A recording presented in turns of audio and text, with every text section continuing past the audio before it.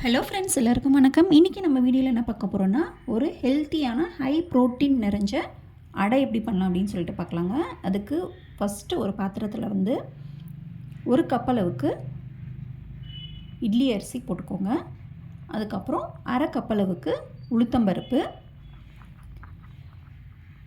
அரை கப் அளவுக்கு துவரம்பருப்பு, அரை கப் அளவுக்கு கடலைப்பருப்பு, அரை கப் அளவுக்கு பச்சைப்பயிறு, அதுக்கப்புறம் ஒரு 1/4 கப் அளவுக்கு பாசிப்பருப்பு. இது கூடவே வந்து ஒரு டேபிள் ஸ்பூன் அளவுக்கு வெந்தயம் போட்டுக்கோங்க. இது எல்லாமே நல்லா வந்து ஒரு 2-3 டைம் வாஷ் பண்ணிவிட்டு ஒரு 3 ஹவர்ஸ்க்கு ஊற வச்சுடுங்க. மினிமம் 3 ஹவர்ஸ் இருக்கணும். கண்டிப்பாக நல்லா ஊறட்டும். இப்போ ஊறினதுக்கப்புறமா இதை எடுத்து மிக்ஸி ஜாரில் நம்ம போட்டுக்கலாம்.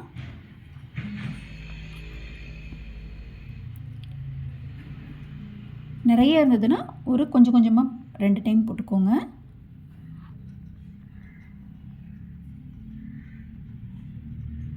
உங்களுக்கு மாவு இன்னும் அதிகமாக வேணும் அப்படின்னா நீங்கள் 2 கப்பாக இட்லி அரிசி போட்டு மீதி எல்லாமே வந்து பருப்பு எல்லாமே வந்து 1 கப்பாக போட்டுக்கலாம். இப்போ இது கூடவே வந்து இஞ்சி துண்டு 2 துண்டு போட்டுக்கோங்க, சின்ன சைஸில். அதுக்கப்புறம் பூண்டு ஒரு 4 பல், காஞ்ச மிளகா தேவையான அளவு போட்டுக்கோங்க. நான் ஒரு 2-3 போட்டிருக்கேன். லைட்டாக தான் காரம் இருக்கும். அதுக்கப்புறம் இது கூடவே வந்து ஒரு டேபிள் ஸ்பூன் அளவுக்கு சீரகம், ஒரு டேபிள் ஸ்பூன் அளவுக்கு சோம்பு,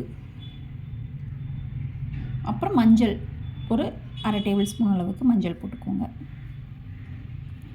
அப்புறம் இதுக்கு தேவையான அளவு உப்பு போட்டுக்கோங்க. இப்போ இதை வந்து தண்ணி ஊற்றி நல்லா வந்து கொஞ்சம் கெட்டியாக வந்து இந்த மாதிரி அரைச்சிக்கோங்க.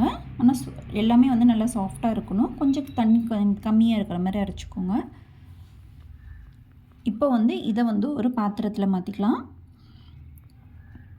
நீங்கள் புளிக்க வைக்கணும்னு நினச்சிங்க அப்படின்னா ஒரு 1 ஹவருக்கு வந்து புளிக்க வைக்கலாம் தாராளமாக.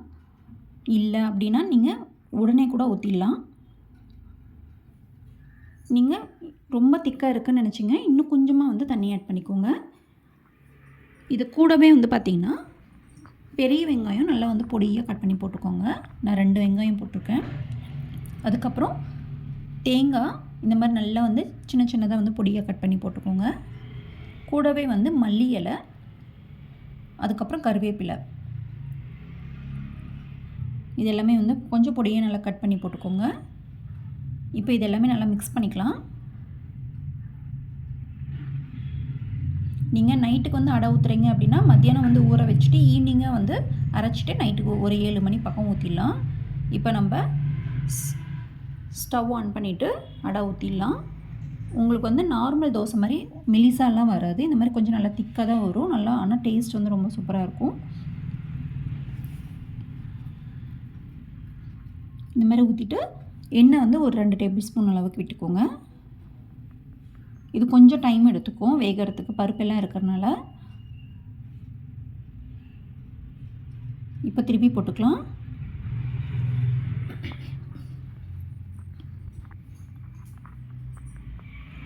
அவ்வளோதாங்க. இதுக்கு தொட்டுக்க வந்து தேங்காய் சட்னி சுட்டு சாப்பிட்டீங்க அப்படின்னா ரொம்ப சூப்பராக இருக்கும். ஹெல்த்தியான அடை ரெசிபி ரெடி ஆயிடுச்சு.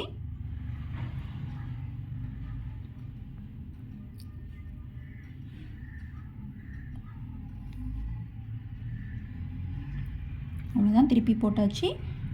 கண்டிப்பாக வந்து ட்ரை பண்ணி பாருங்கள். இந்த வீடியோ உங்களுக்கு பிடிச்சிருந்தது அப்படின்னா லைக் பண்ணுங்கள், ஷேர் பண்ணுங்கள், மறக்காமல் வந்து சப்ஸ்கிரைப் பண்ணுங்கள்.